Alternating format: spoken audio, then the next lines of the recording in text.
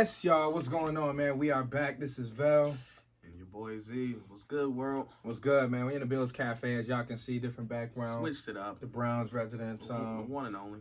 Yeah, it's been what? Might have been 6 or 7 months since we've been back here. I was about to say weeks. I'm gonna say no. It's been way more than than that. Nah. It's been since like draft season. Draft talk. Dennis a little under the weather, so he couldn't join us today, but he opened up the doors for us to record, so here we are. Z, how you feeling? You good? I mean, I know I ran into you just a few days ago. I think we shared a shot or three. Yeah, at the tailgate. A shot or three at the tailgate, and damn, y'all, we pulled one out. But shit, right to it, man. How did you feel after 4 quarters of kind of stressing out? After 37 hours of the longest football game on earth. I felt like I was at that stadium for about 3 days. I keep looking at my clock like, yo, it's 4:45. How's the game still on? How's it going on? That was crazy. Yeah, I'm sitting there like, yo, it wasn't a crazy amount of energy or injuries or nothing. No. Right. Like, why is this game taking forever? But anywho, man, it was I feel like it was an unnecessarily stressful game. Right. Like unnecessary is definitely. Yeah, like at one point I look at the score. It was when we was down by a field goal, and I'm like. I wasn't nervous at the point because I knew the Bills would show up eventually, but I'm like, why are they making it so difficult on themselves? Like, I feel like lately they just can't just show up, take care of business, and go for 4 home. quarters. Everything. It's been a while. Yeah, it's been at least 2.5, 3 months. It's like, yeah, let me just make enough stupid mistakes to keep the team in the game, and now we got to actually scratch and claw to get the dub. Yeah, turn it up. Yeah, but overall, I mean, let's get to. I think we're at the point now. We got a bigger game coming up. Obviously the next game is the biggest game. But overall, was there any good that you took away? Because I think enough people from Buffalo have talked about the bad over the last couple of days. So I don't want to spend too much time on that. But what good did you take away from it? It was nice to see them hitting the deep balls. Right. I mean, again, they was throwing them. Right. It was no shortage of it. But again. It was nice to see him hitting the Diggs with a long one, Davis with a longer one, Shakir with a nice one, and should have had an even longer one. So right, he should have went over 100 yards too. Yeah, he should have had a day. I mean, Cole Beasley with some run after the catch. Like it was nice to see the ball spread around. Run game wasn't doing anything crazy, but when they needed the yards, they got it. Right, they got the one red zone touchdown from Cook early. Cook touchdown was a thing of beauty, the way that was designed. Smooth. I mean, you had a pulling guard and a pulling tackle looking like they run the QB sweep, and then Cook just slide right out the other way. I'm like, okay, I see y'all. That was cute.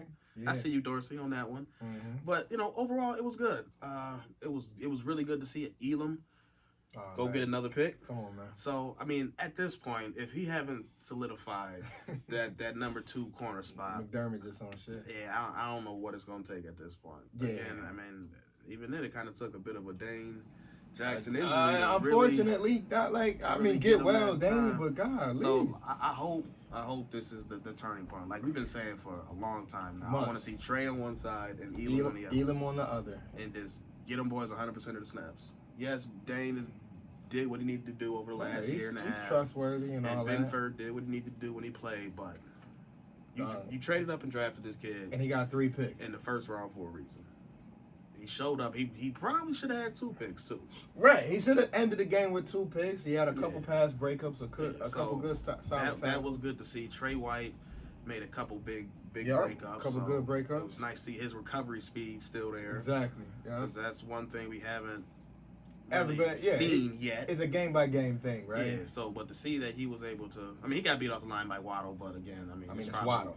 1 or 2 cornerbacks in the league, in the maybe whole league, that can even, right? Yeah, that can even keep up with the man. So, but he showed some good recovery speed, showed some great hands with that punch out, that long play that he broke up. So that was good to see. And again, shout out to Elam because he had a couple good tackles in the run game too. Right, and that's what I said. Like it was a collective weakness. It was a good overall game from Elam. It just wasn't the interception. Like he overall played a very solid game for a cornerback too. Like that, he played your ideal game for a cornerback too. Mm-hmm. Step up when they throw at you, make a play on the ball, and when they run your way, try to make a play, try to make a tackle. Yeah, and I will say shout out to Tremaine Edmonds. I felt like he made a couple plays. Oh yeah, he had a hit, right? Yeah, listen, if I was that running back, I'd have to put hands on my quarterback after that. You set me up, bro. Yeah. That was it. I remember I watched the replay of that game Monday morning, and I just was like, "Oh, he hit him." Yeah. Like I remember feeling it in the stadium and being like, "Ooh," but like on TV, that joint looked crazy. Bro, I was like, listen, when I watched it back on Monday, the angle that Tremaine took, he knew. "Oh yeah, 10 yards ahead of time. I said, "Oh, I'm about to kill this boy." right." And it was a good legal hit, and that He got my man. He set him up. yeah. It almost reminded me of that Taron Johnson hit a couple weeks ago. Yeah. When he laid out dude from New England. But no, I'm kind of right with you. Like I said in the beginning, I don't want to harp on the bad things, but the positives was definitely Kyer Elam. Like you said, Gabe Davis, Stephon Diggs, long playoff Gabe. Cole, playoff Gabe, right. Cole Beasley run after the catch on a couple of those. Shakir, hey, one more. Just hold on to it. But he actually made the more difficult catch. Right. He should have caught that long with a stride. And took right. it. Oh my gosh, bro. Why did you fall to the ground? I watched the replay of that and I just was like, he didn't even have to break stride. Like, he could have just kept running and that's a touchdown. But I'm like, and that's why, and we'll get into the decision making and the play calling just for a few minutes, but that's why I wasn't feeling too negative about some of the deep passes, is because yes, at times it felt like they overdid it, but if you think about it, they literally connected on 3 or 4 out of 8 or 9, so that's 50%. Like, yes, the ones that he missed, the interception, the one early, like the first play of the game, that was like fingertips.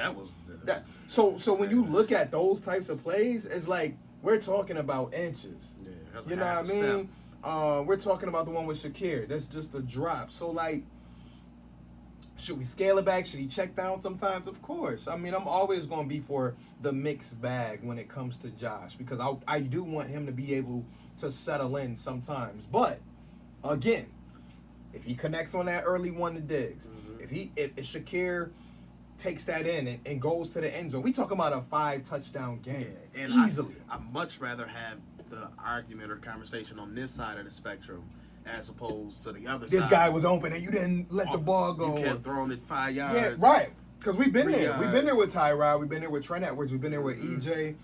You can name them. I mean, I was watching the Minnesota game. Kirk Cousins, this game on the line is fourth and 10, 4th and 8. And he gonna you throw go 4 yards. Yeah, 4-yard flat. You got your best receiver. Nah. I said, that's the type of problems I don't want nothing to do with. And I like the quote that I seen somebody take from the post game where it was like, you gotta let your dogs eat. I think Josh said that, and it's like, I agree. Like I said, I'm not for the back-to-back. Yeah, I think that was the only part. The back-to-back one, was the back-to-back when on you the same side and you needed up 17. Yeah, just get the first down and keep killing the clock. Yeah. That's the only one I had any issue with. It's just the back-to-back. The back-to-back. But I heard someone just make a good comparison. They said they compared those shot plays or those down the field passes to Steph Curry. Right. You know, sometimes he pull up from 35 with 20 seconds left on the shot clock. And he might airball it sometimes. Yeah. Every now and again, it's like, oh, that's a bad shot. Right. But then he go hit 4 in a row. Right. He'll go hit 3. And it's like, all right, so you're going to live with those. And I think that's what the coach's kind of point was. Yeah, you're going to live with some of those bad ones because, again, you know those good ones are going to hit. Because you listen to Dorsey and McDermott after the game, and I know fans, they want to panic because we only won by 3, but if you listen to the coaches, it sounds like they've almost come to that conclusion too. Like a Steve Kerr would, or think about early Russell Westbrook in his prime, where like you might get a game where Russ might have 9 turnovers. Right. Or you might get a game where Russ dropped 35, 14, and 14, and he's the best player on the fucking court. Right. So it's going to be a little Curry. It's going to be a little Westbrook at times. But you got to hope that, especially in these next few games, because we're only talking about 3 more games for the rest of the year if they continue to play, that there is a good mixture. And that's the only place I'm at with it. It's like, shit, take 6-7 shots a game. Just make sure we mix in all of the full playbook. Like, don't get caught up in the one part. And I know what it was, and you can give me your opinion on it too. Because I said it to everybody that was around me at the game. I'm like, with them playing that cover 0 and with them coming up to the line of scrimmage, it was literally forced to die. It's just like, if we want to switch to basketball, it's just like them backing up on Curry. Right. And being like, nah, shoot the 35-footer. Like, we'll guard you when you get to the 3-point line. Yeah, but if you want to shoot, if you want to shoot from 35 all game, shoot it. Yeah. And Curry, like, you for real? You notice what I do. And that's like Curry going 4 for 11. Yeah. Okay. Yeah. You know, so you can tell me what you thought about the Miami game plan. Yeah. Again, they're a blitz heavy team. Right. The last 2-3 years, every time they play the Bills, they do a lot of cover zero. They put a lot of people in pressure, and they're gonna force him to dare you to do something. And one of the ways to beat that cover zero is a deep shot. Other ways it's a dump off to the running back or a draw or whatever. Yeah, catch him with a screen. We don't run screens. Right, we don't really do that. One of the options on that is you got 1-on-1. And screens can be tricky too because if they playing close enough, like let's say they playing press man. Mm-hmm. They can just stay right there at the line of scrimmage. You know what I mean? So, like... And we haven't been a good screen team. Right. Like, wide receiver screen, running back screen, tight end screen. They don't really mix that in. And that's why I think this is a good week for Dorsey to sit back just in case. Like, Cincinnati's not known for it, but just in case they looked at that script and said, shit, we might throw in a couple of those looks, too, just to see if we can bait him into taking those chances. Because I think, for the most part... That's a dangerous game, though. But that's what I'm saying. Yeah. For the most part, I think fans around the league, commentators, experts, whatever you want to call them, they kind of have a decent enough grip on Josh where it's like, this guy is a legit gunslinger. Yeah. You're playing with fire, though. Right. And you are. And I always bring it back to Brett Favre. I always bring it back to a little bit of Elway because I didn't watch a whole lot of Elway. But I bring it back to Brett Favre because... even though he's way more talented physically than Brett was the type that if you gave him an inch, he was going to take it. Right. Just because he believes in his arm so much. And that's the same thing with Josh. Like, Josh made some amazing throws a couple days ago. Yeah. Like, the throw to Dawson Knox. Should have thrown to Gabe Davis. The throw to Gabe Davis, like, flat-footed. I saw that was like... That, you got to watch the replay. You like... pass shouldn't be able to get there. The throw to Diggs, like...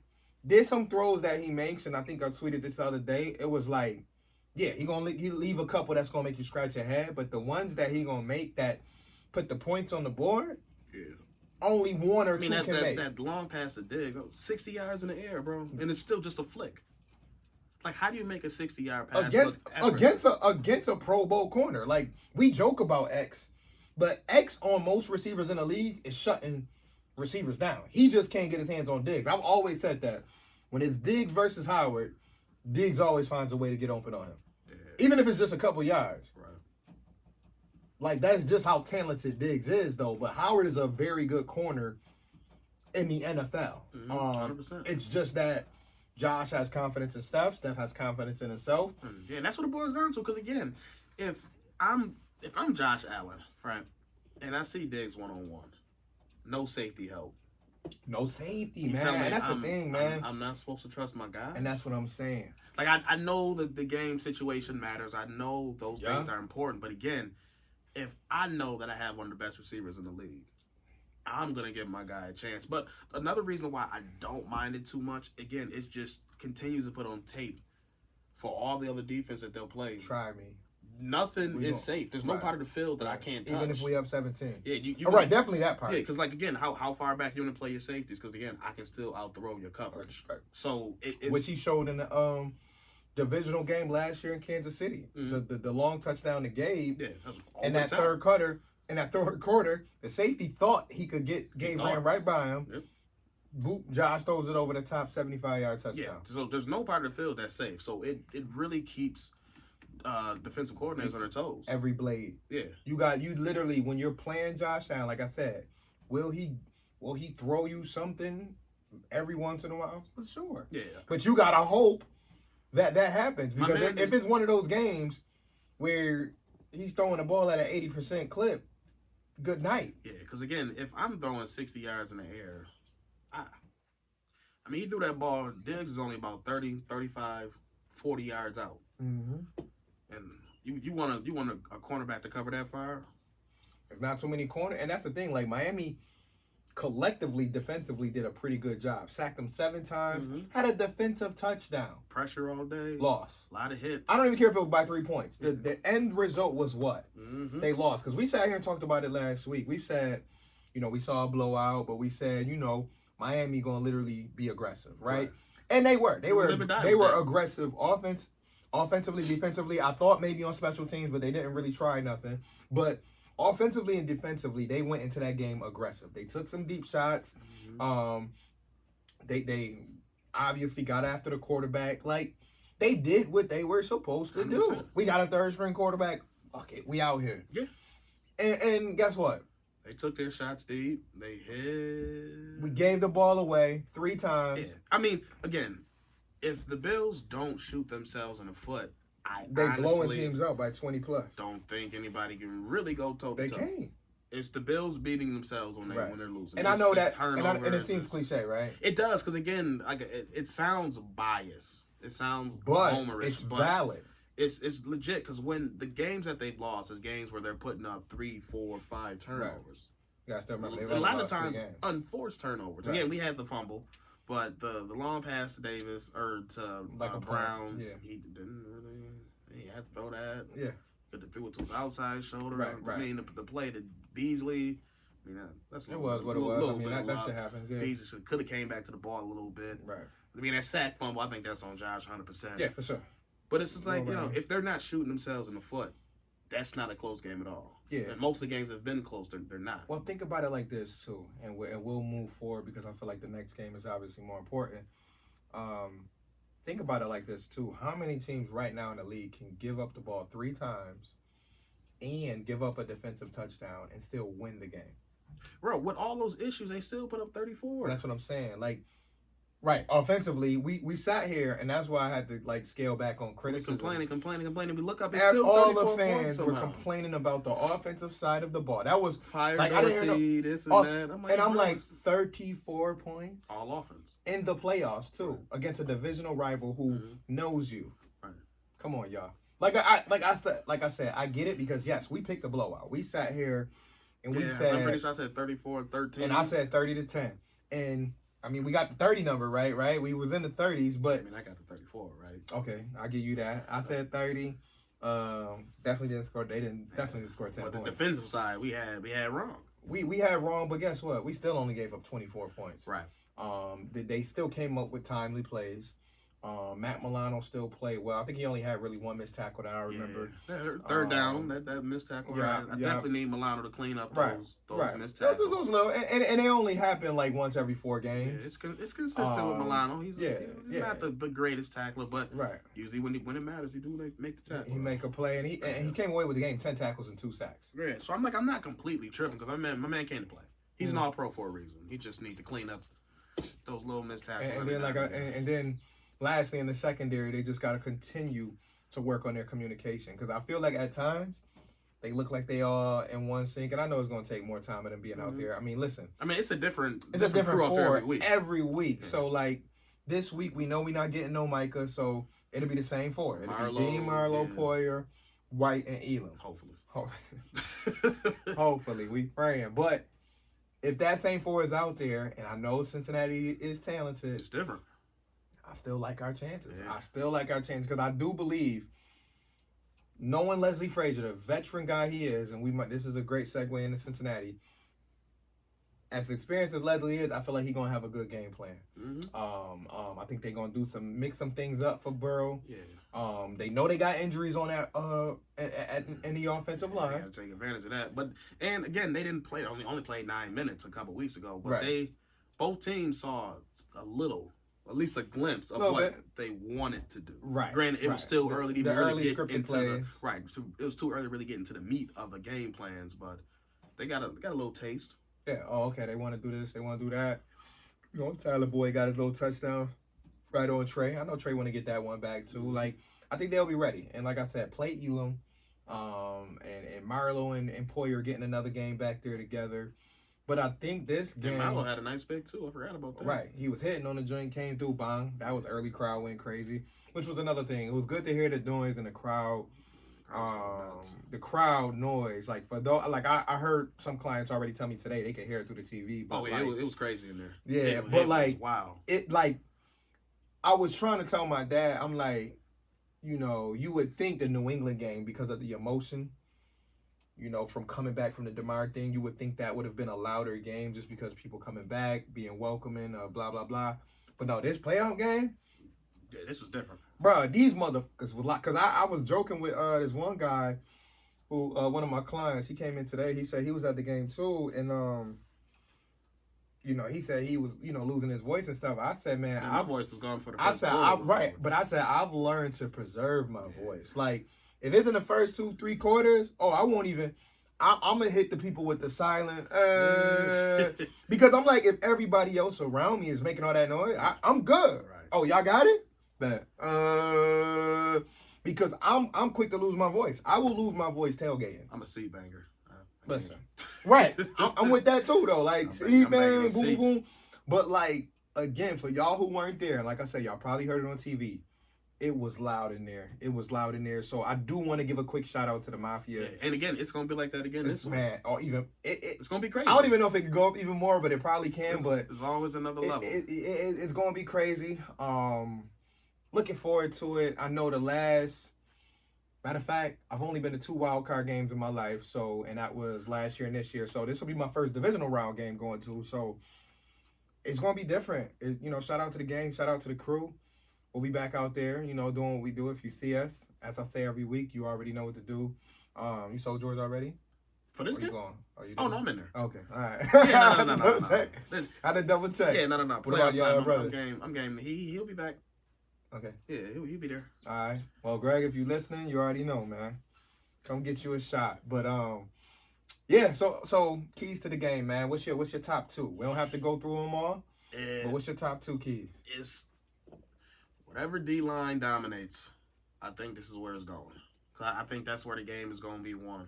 Because both these quarterbacks can move in the pocket. Right. Both can operate off script differently. Right. They do a little different. Yeah. But whoever can make Burrow's life the hardest or Allen's life the hardest, I think that's what it's going to boil down to. Yeah, you got to get Burrow down. Yeah. Like, that's the thing. Like, I know Allen doesn't normally get sacked 7 times, so it was a little different seeing that number of sacks on Allen. Yeah, it's never really that many.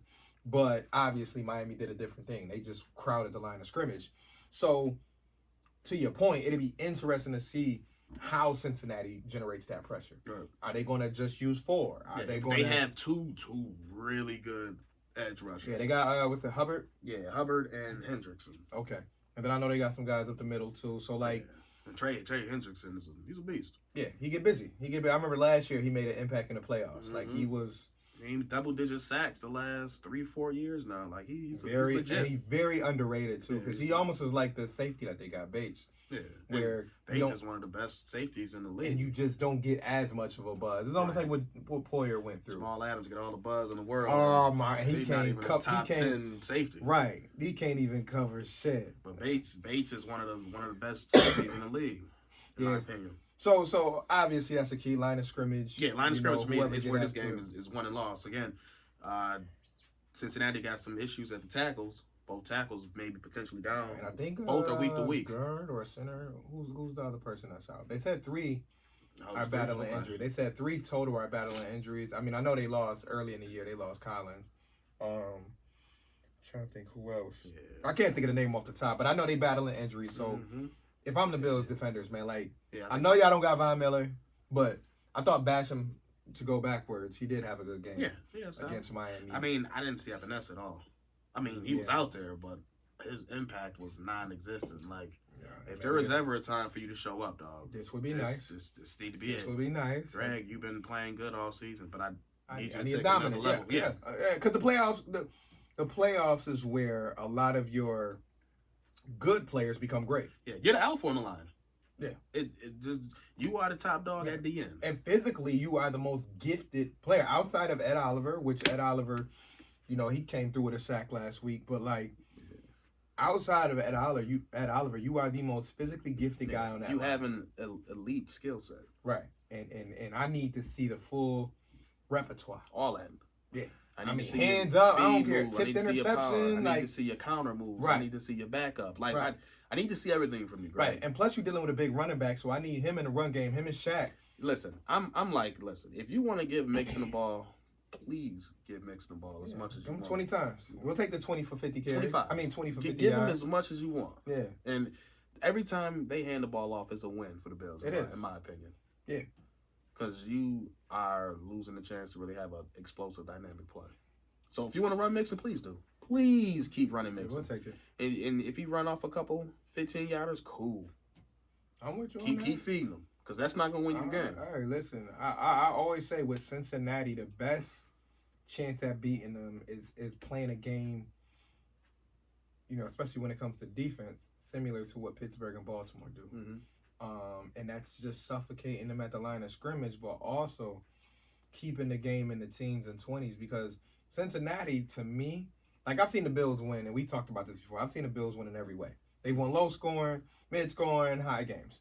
Cincinnati, to me, I've seen them look their best when they're scoring in the 30s. Yeah, the shootouts, the low scoring gritty games haven't really. That hasn't really been their thing, and like they just stuck one out against Baltimore mainly because he fumbled at the 1 yard line. Bro, they got lucky. I mean, Bills got lucky too. Right, 100%. But a fumble at the 1 yard line, Bills didn't have a fumble at the 1 yard line situation. So them boys got bailed out. Yeah, so bailed out big time. A little bit of a mishap by the quarterback. Where he was doing a regular play, and the guy goes 99 yards. Like, what's the chances, right? A defensive lineman at that. You know what I mean? And I know what's the name tried his best, Mark Andrews. He actually got close. But I don't know how he fell. I don't know if he tripped over his own feet. Nah, dude kind of blocked him, and then that was it. Like, he did one of those little quick shoulders. That's all it took. Yeah, because he had already ran 90 yards. Right. So dude hit him with the get out of here. Right. Like, dude, yeah. Said you thought. Yeah, what you doing, bro? But good effort though. But so I agree with you at the line of scrimmage. What's your other key? Dogs gotta eat, man. I need Stephon Diggs.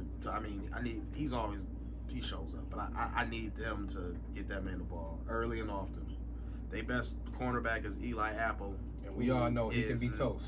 Is not amazing. I don't think he's a top tier corner in the league. And he's also banged up. Right. I need y'all to go at whoever is checking Diggs at all times. Right. It's gonna be those are my matchups. The D line versus O line and those receivers versus those corners. Trey White, this is your chance to be Trey.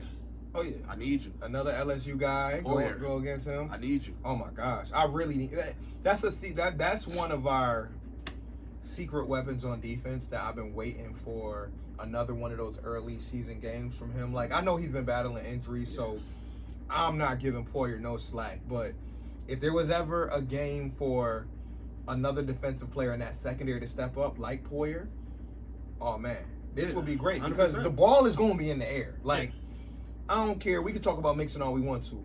Burrow going to be throwing that ball around. Yeah. So the ball. Three good receivers. Good. The ball is going to be in the air. Oh yeah, the great.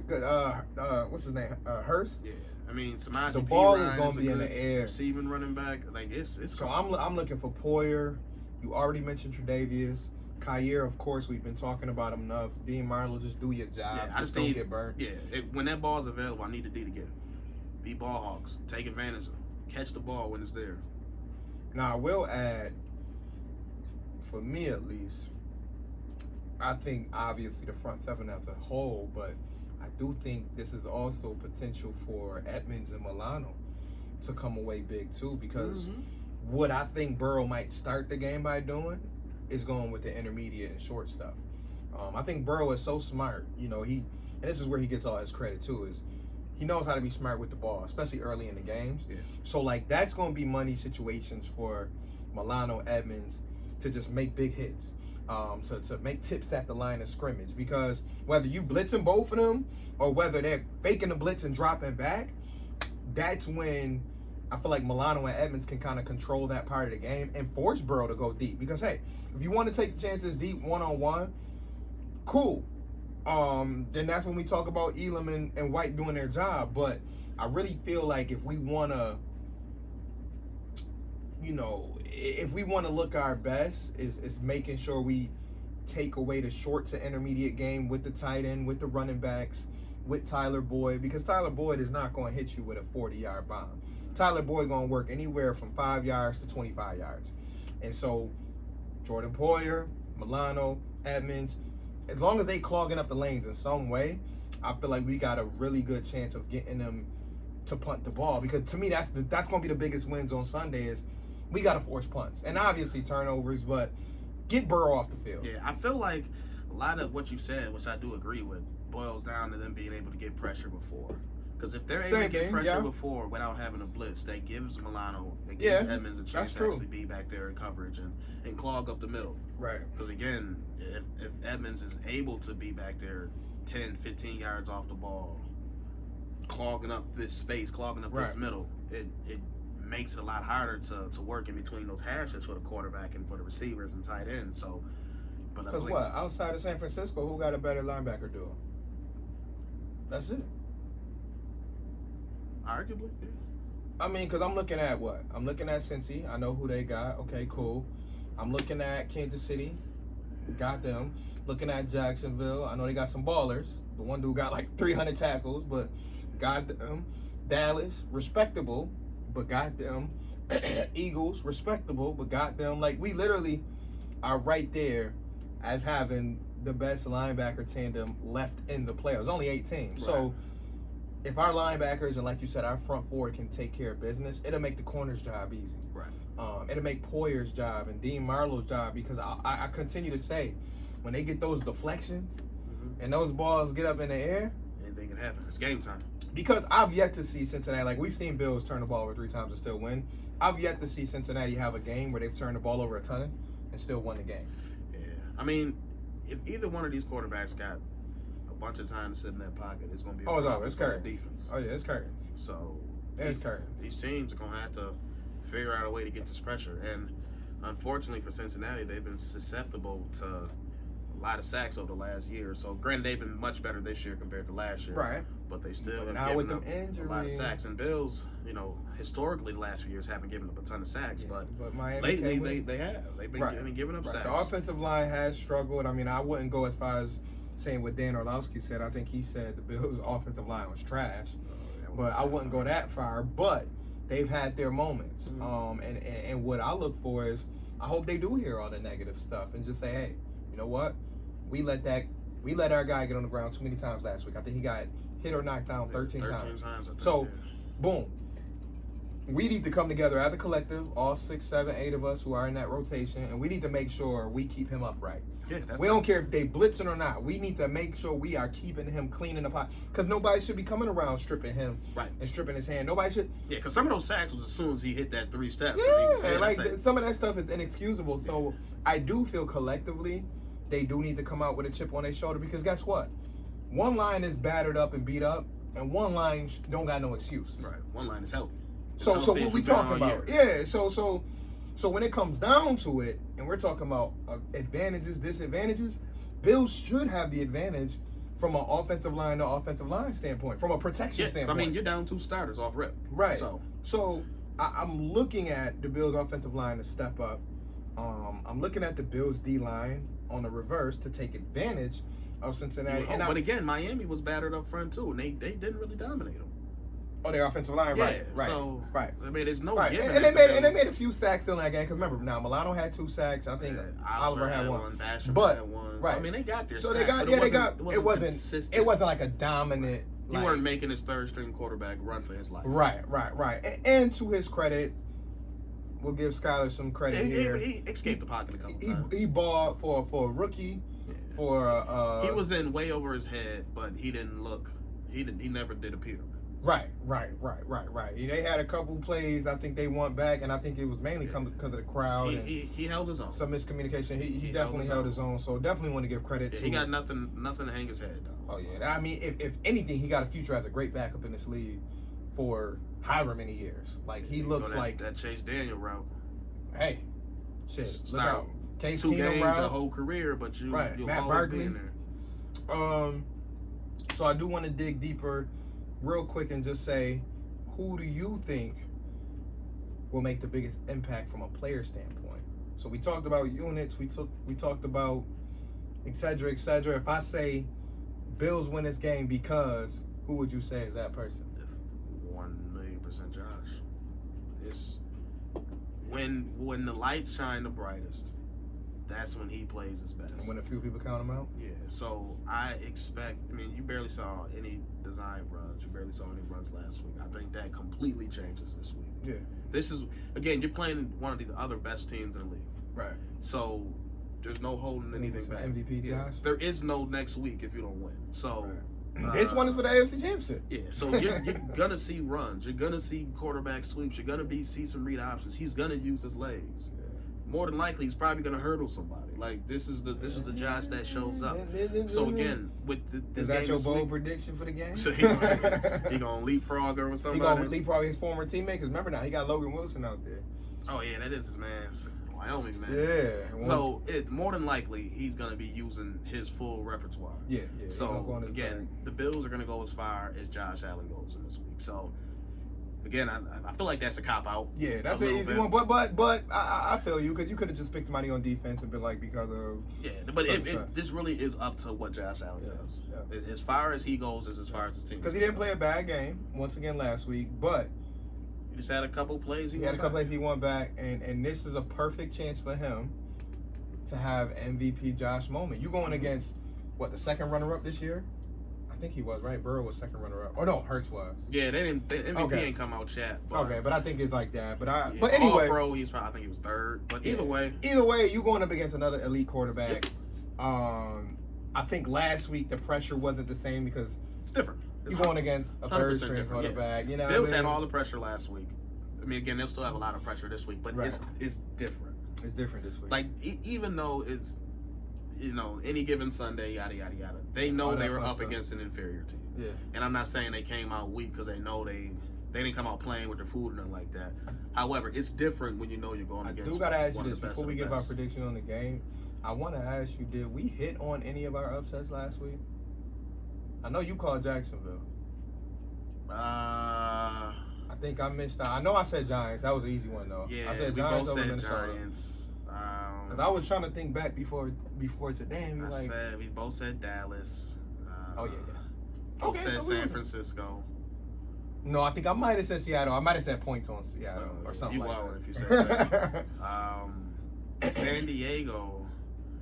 I was rooting for the Chargers. Yeah, I think you root for the Chargers. I think you picked the Chargers, and I ended up saying the Chargers are going to find a way to charge her. Right.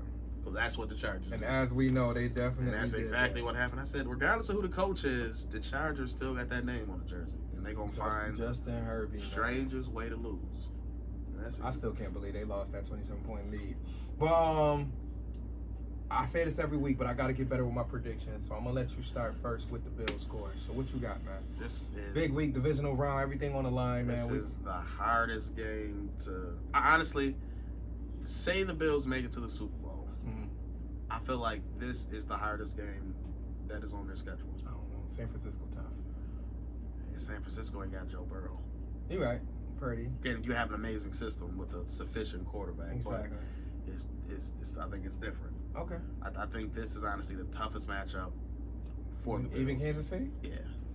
I'm more nervous for this game than Buffalo playing Kansas City. Even though I believe, obviously, I've said it numerous times that Patrick Mahomes is the best QB in the league. Even though he's the best QB, I feel like Cincinnati is a tougher matchup as a whole for Buffalo. Okay. I mean, they do got more talent offensively for sure. My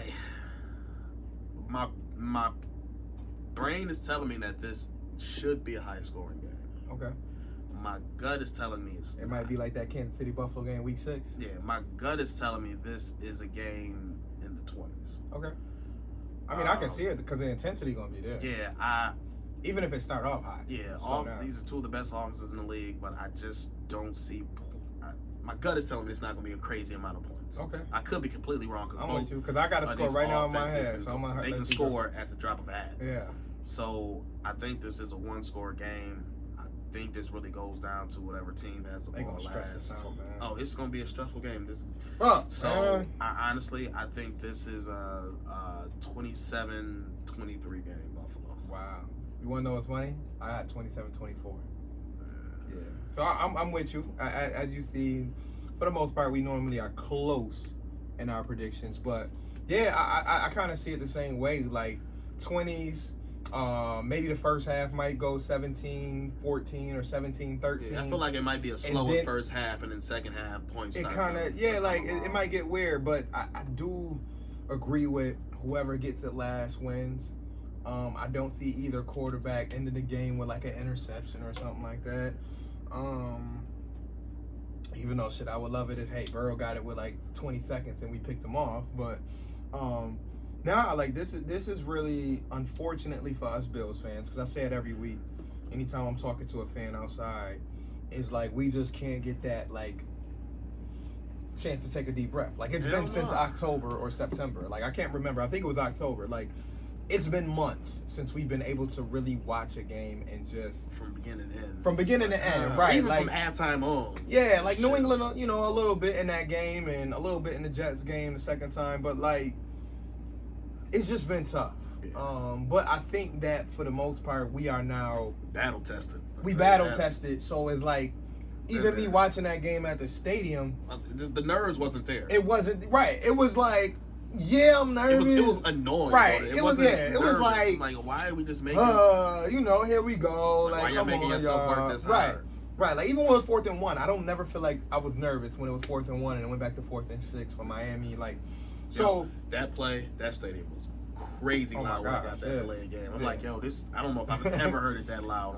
Like I said, I know I was tipsy or whatever, but it was definitely I don't think I've loud. ever heard it that loud. I don't know either. And like I said, I've been to some big games, like I playoff couldn't hear it. I'm games, just like, yo, this is home this openers.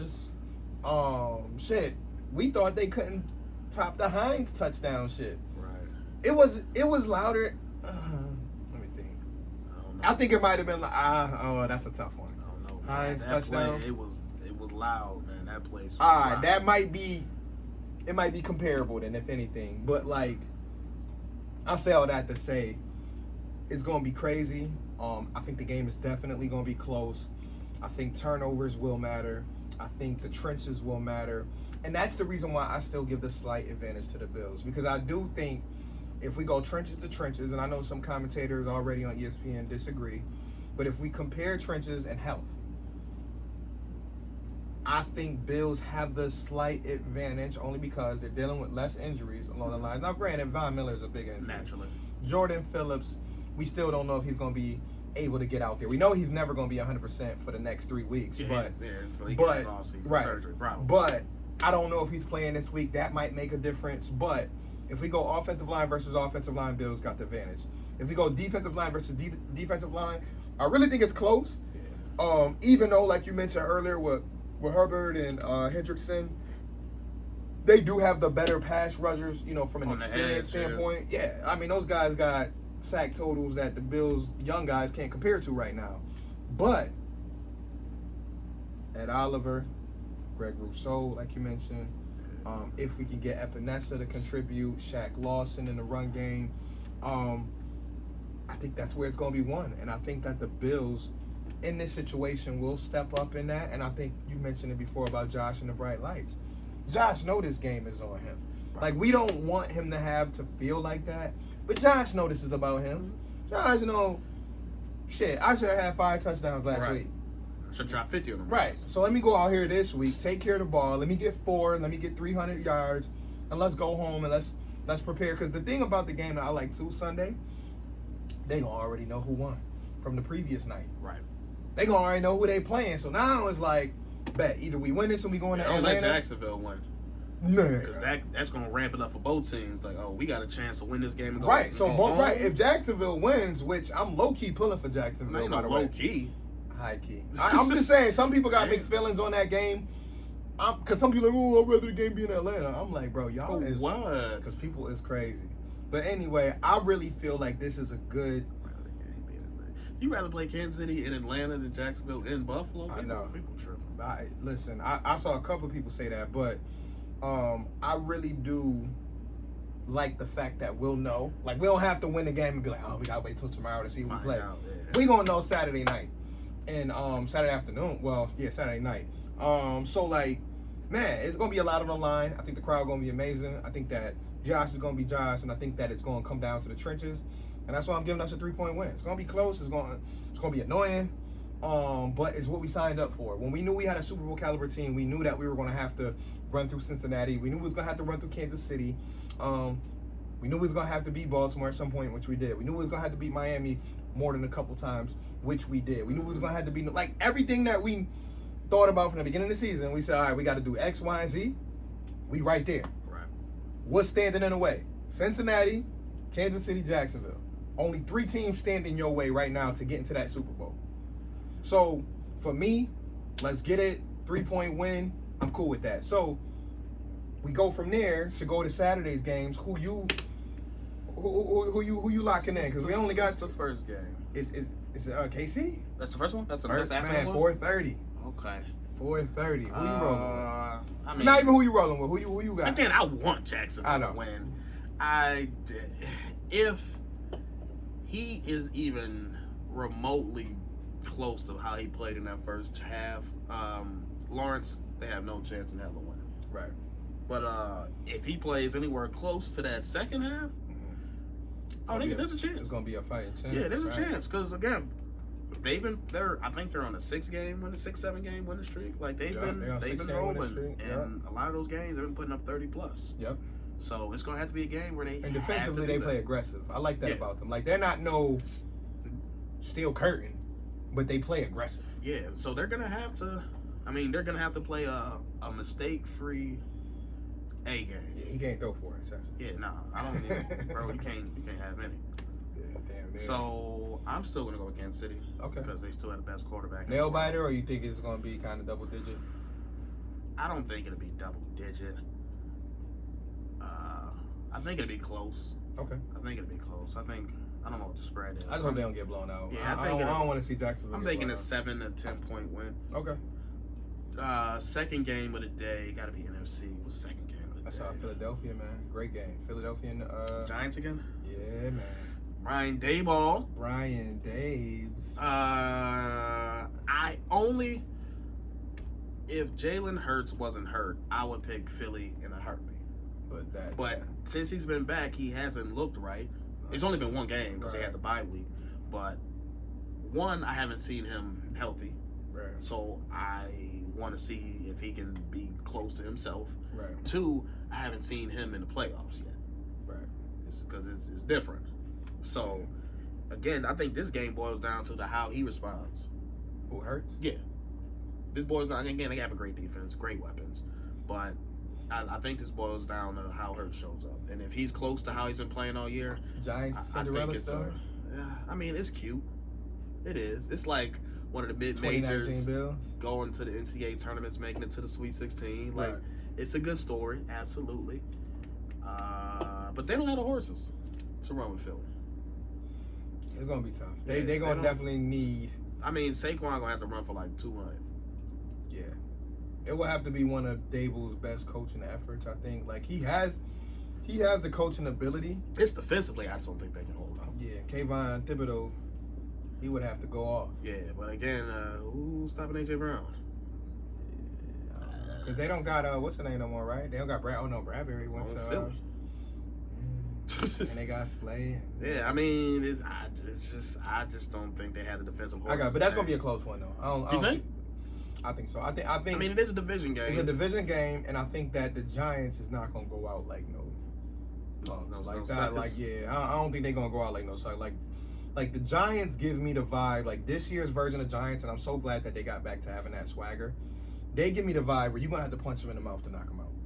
And Philly is definitely a team that can do that because they got the firepower. Right. But, like, you literally are going to have to punch them in the mouth to knock them out. So, I think I'm rolling, my gut and my heart want to root for New York, and I still will. It'd be great if Giants but, I'm if I had to put money, if I had to put money, I would probably say Philly by, like, 7. Because the thing is, at the end of the day, obviously I want the Bills on the Super Bowl. So, if Giants can knock out Philly, that'd be great for me. Yeah. Because, I mean, Isaiah Hodgins, Nick McLeod, the whole gang, Matt Breida. That's cute. But, I know. It ain't always going to equal. Again, if you can knock out Philly and make Bills roll to the Super Bowl a little bit easier, potentially. Hey, listen. I said...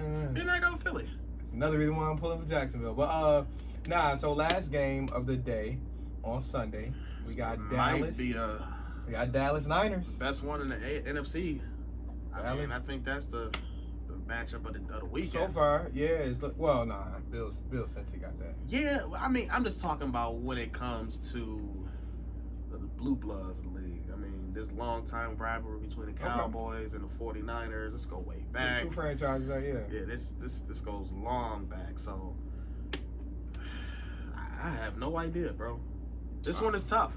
I think honestly, This one is really tough for me. And this may not be the sexy pick. I think I might go Dallas.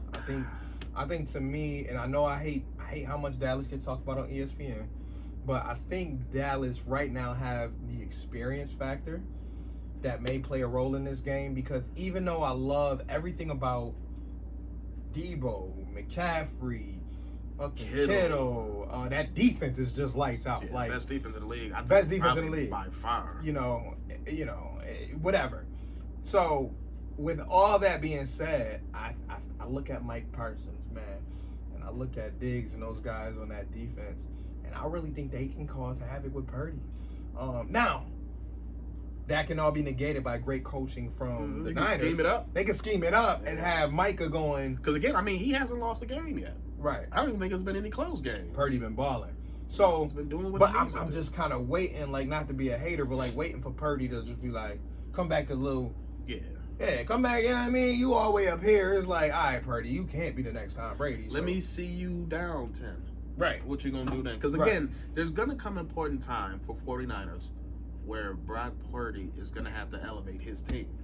And can he do that? That's going to be something. And that's what it boils down to. But is this that week?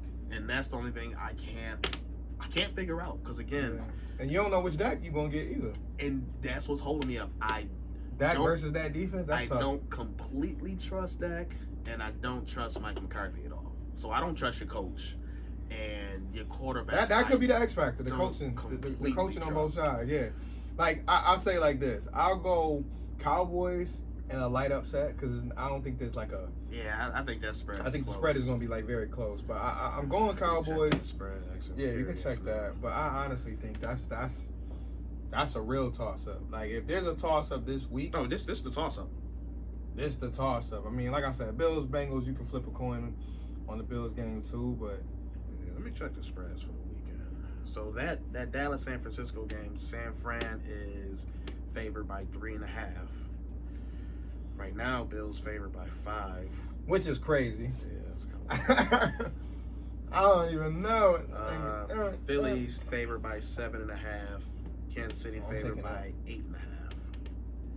Kansas City. I might take that Philly spread one come this week. 7.5? 7.5. I told you I got the Giants keeping it close. Yeah, so that Dallas San Francisco.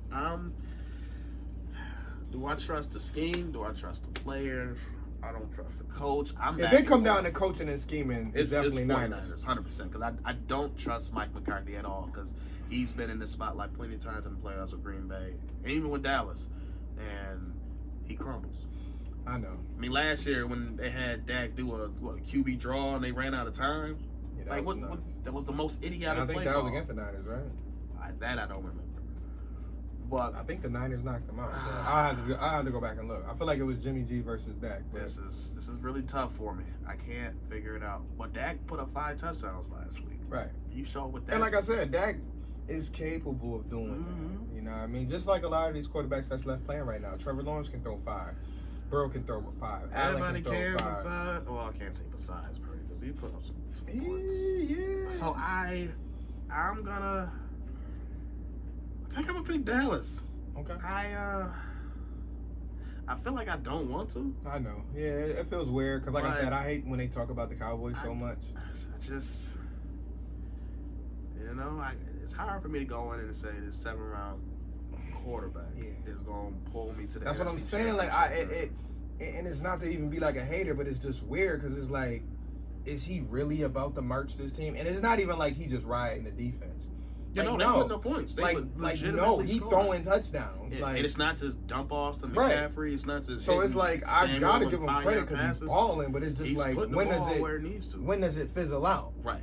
Because this is supposed to fizzle out at some eventually, point. Right? That's normally how it works. This has to, right? But I mean, does it? It's just this could be his time. Brady moment. I'm going Dallas. I'm picking Dallas this week. I don't have a number. Okay. Like that, but I'm. My gut is telling me Dallas. So we're on the same boat with that one. All right, cool.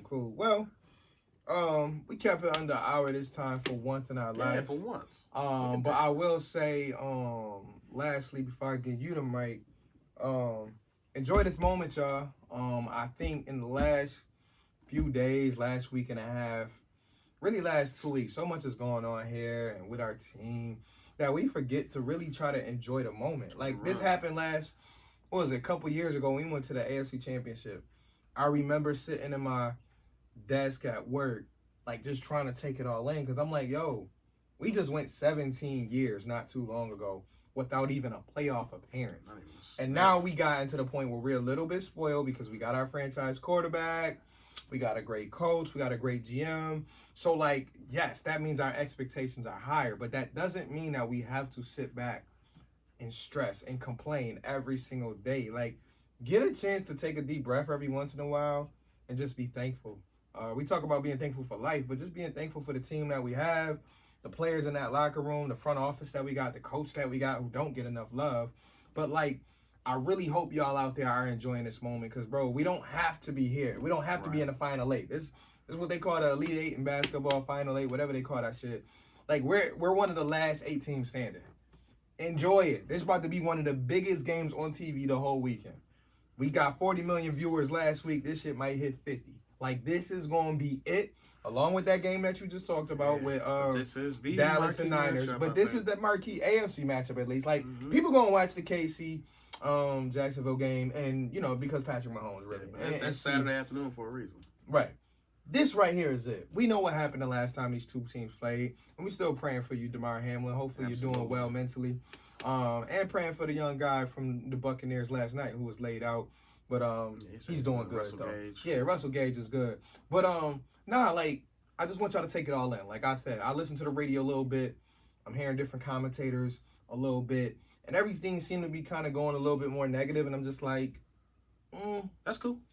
Like, all right. That's cool. Keep it like, that way. Yeah, but I'm just saying from a Bills fan standpoint, like, do the 24-hour rule. Like we say after losses. 24 hours, boom, all right, Miami game is over. Let's get ready for Cincy. Yeah. You know what's kind of weird, though? Like, there's a lot, this from a national talking head standpoint. A lot of people are saying how the Bills didn't look good against an inferior opponent and yada, yada, yada. Right. But that same energy isn't directed at Cincinnati when they also different, right? Looked, they were struggling against an inferior opponent. Right. With Huntley in there. Yeah. And Sammy Watkins running around that wide receiver. Dammy Dawkins. But nah, that's all I gotta say. What you gonna say? Let's go Bills. Go Bills, man. You heard them, man. It's just go Bills. It's plain and simple, Let's man. get it. We back out there Saturday or Sunday afternoon again. Big Sunday, 3 o'clock. You know what I mean? We got about an extra hour and a half to sleep in. Yeah. Because I don't got to get up at 5:15 for this one. So he get an extra hour and a half to sleep in, but you know, kid life. life. Got the oh yeah. My fault, baby Z life. Yeah. But at least you won't have to leave your house. That's true. Until a little but bit either way, later. we're gonna be out there. That gonna be out there. Amazing atmosphere. Again. Amazing atmosphere. I think weather is supposed to be the same. Maybe a little bit of snow. Maybe a little. I saw a little chance but that's of snow. Cool. As long as it's not rain, I'm with it. It's gonna be my first time seeing Joe Burrow, so I'm looking forward to that. It'll be good to see Chase and Higgins. And all I've seen boys. Boyd in person. Right. But it'll be good to see Higgins and Chase and the boys go at it. So again, I get to go. This is the team that represented the AFC. Primetime Josh again. So that's all I care about, man. Let's get primetime Go Josh. see my guy 17 have at it. You know, my man 14 have at it. Big game Gabe. Yeah, playoff Gabe showed up with the toe work. Know what I mean? Toe tap. Beasley with the touchdown. Yeah, Shakir making the big catch. Shakir in the flesh. You might get McKenzie back. You might get Crowder. Who knows? You know. Dawson Knox might see some action over the middle. You know. Put up 34 with running game that was non-existent last week. You might get some Cook. Because Cook looked good against Cincy in the first matchup, even though it was only a few minutes. Yeah. So a lot to look forward to, man. I want y'all to enjoy it, man. We are, you know, blessed to be able to connect with y'all each week, man. I got a couple people that we're going to connect with real soon. I know that we're getting to the end of the season, so I'm going to try to work it out. If we don't, we'll reconnect some point this year. But continue to listen, share, tell a friend to enjoy these last few weeks with us because obviously we got a much-needed break coming, but we're going to enjoy every second of this. So hopefully y'all enjoying it too. This is Val. Your boy Cyrus. We are out. We'll see y'all next week. Go Bills. Peace out. Go Bills. Let's